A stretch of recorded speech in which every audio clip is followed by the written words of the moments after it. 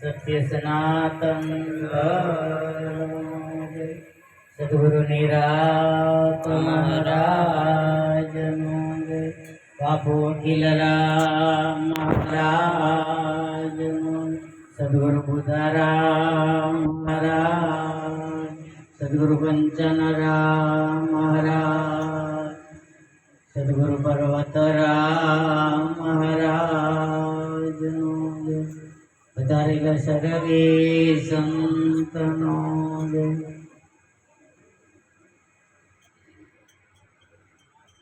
तारीख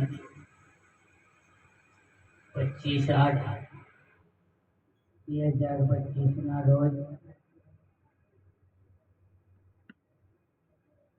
માલવાડી રેડ ભુજિયા મુકામે ભક્ત શ્રી એવા નારોભાઈ સાથે સાથે એમનો સહપરિવાર સાથે મળી આજનો વાર્ષિક કાર્યક્રમ દર વર્ષે ઉજવાતો આવતો ચાલુ સાલમાં પણ ઉજવાઈ ગયો. એમાં દૂર દૂરથી મહાપુરુષોને આમંત્રણ આપી આપણને એકત્રિત કર્યા છે બદલ ખૂબ ખૂબ ધન્યવાદ.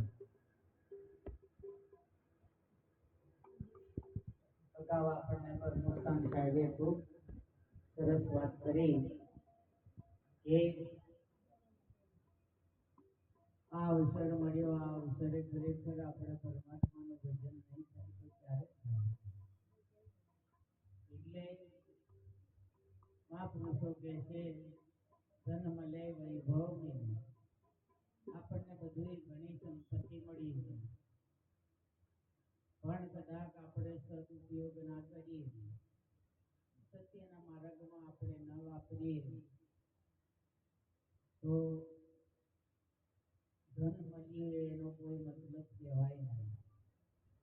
એટલે મહાપુરુષો કે ધન મળે વૈભવ મળે, ચૌદ ભુવનનો રાજ મળે,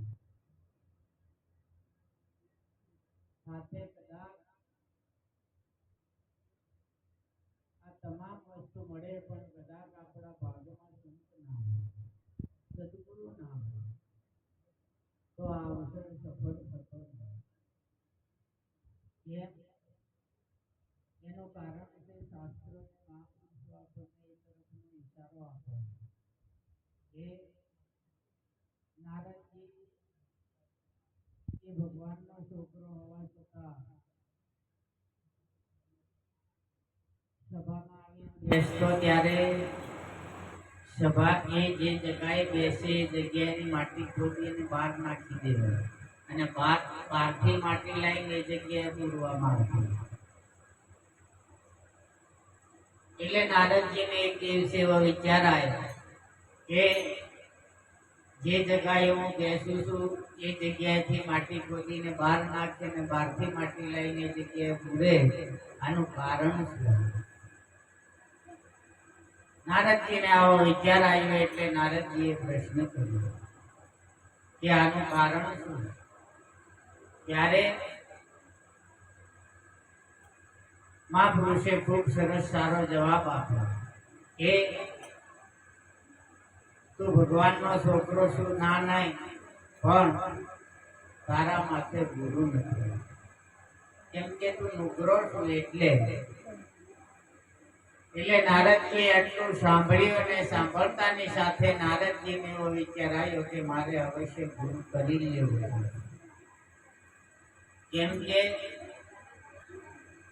ગુરુ તો અવશ્ય હોવો જ જોઈએ.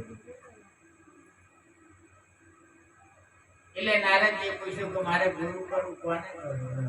એટલે ભગવાને કીધું કે સવારમાં નહીં ધોઈ સેવા પૂજા કરી અને ઘરની બહાર નીકળી જવું, જે પહેલા મળે એ ગુરુ, એને આપણે તારે ગુરુ તરીકે અપનાવી લેવાનું. એટલે ઘરની બહાર નીકળ્યા એટલે થોડે આગળ જતા ભોય મળ્યો. એટલે નારદજીને એમ થયું કે મારું આ તો ભોય મળ્યો, એટલે પાછા વળી ગયા. ફરી પછી બીજે દિવસે ફરી આવું નિત્યકર્મ કરી અને ફરી નક્કી કર્યું કે આ રસ્તે જવું એટલે મચ્છી મારવા માટે કોઈ આવતો આપણને રસ્તા મળી જાય, એના માટે આજે રસ્તો બદલી નાખ્યો. એટલે બીજે દિવસે રસ્તો બદલ્યો. કોઈએ વિચાર કર્યો કે ખરેખર ભગવાનનો છોકરો કહેવાય એટલે આપણે એમને સવારમાં આપણે સામે મળીએ બરોબર ના કહેવાય, એટલે ભોય પણ રસ્તો બદલ્યો. ફરી આવાય પાછા બે હામે એવાય એટલે નારદજીએ કીધું કે આજે તો ગુરુ કરી લેવો. હવે નારદજી જઈને કહેશે કે ભાઈ આજે તમારે મને કંઠી પહેરાવવાનું. એટલે ભોઈએ કીધું કે ભાઈ મેં તો મચ્છી મારું ભોઈ છું, આજે તને કંઠી પહેરાવવાનો એ મારો વિષય નથી, તું કેવી રીતે પહેરાવો. નારદજીએ કીધું કે ભાઈ આ વાત મારે કઈ સાંભળવી નથી, એટલે કંઠી તો પહેરાવી પડશે. હવે કંઠી પહેરાવી અને ઘરે આવ્યા એટલે નારદજીને પૂછવામાં આવ્યું કે ભાઈ ગુરુ કર્યા કે હા. કેવા? કે જેવા તેવા. હવે જેવા તેવા કીધું એટલે એને 84 લાગી. 84 લાગી એટલે નારદજીએ પૂછ્યું કે ખરેખર આ 84 મારી કોણ મટાડે? કે 84 મટાડે તો કોઈ બીજાની તાકાત નથી. કોઈ આવા સમૃદ્ધ સદગુરુ મળે તો તારી 84 મટાડે, પાછી એમની એમ મટે છે નહીં. એટલે મહાપુરુષ અનુભવી હતા અને 84 નક્કી કરાયું. અને આજે આપણને મહાપુરુષ જેનો ભેટો થયો છે, આવા સમૃદ્ધ સદગુરુ આપણને 84 નક્કી કરાવે કે ખરેખર તો હવે 84 માં શું કે નહીં. એટલે એને જાતે નક્કી થાય કે હા હું હવે 84 માં નથી. તો આ અવસર સફળ થાય હશે. એટલે મહાપુરુષો આપણને કહેશે કે આ અવસર મળ્યો, આ અવસરે ખરેખર હરિભજન, હરિકીર્તન અને સદગુરુની સેવા, આટલું જો આપણે કરીએ તો આ અવસર આપણો સફળ થઈ જાય. એટલે મહાપુરુષો ખરેખર મેં તો પહેલાય કીધું હતું કે આજે આપણે ભક્તિને સાંભળીશું. મારે કંઈ કહેવું નહીં, કેમ કે આપણે અવારનવાર મળીએ છીએ, સાંભળીએ છીએ.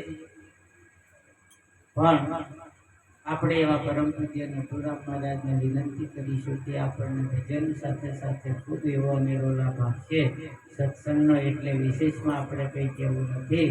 એટલું કઈ વાણીને વિરમીએ બોલે સદગુરુ મહારાજ.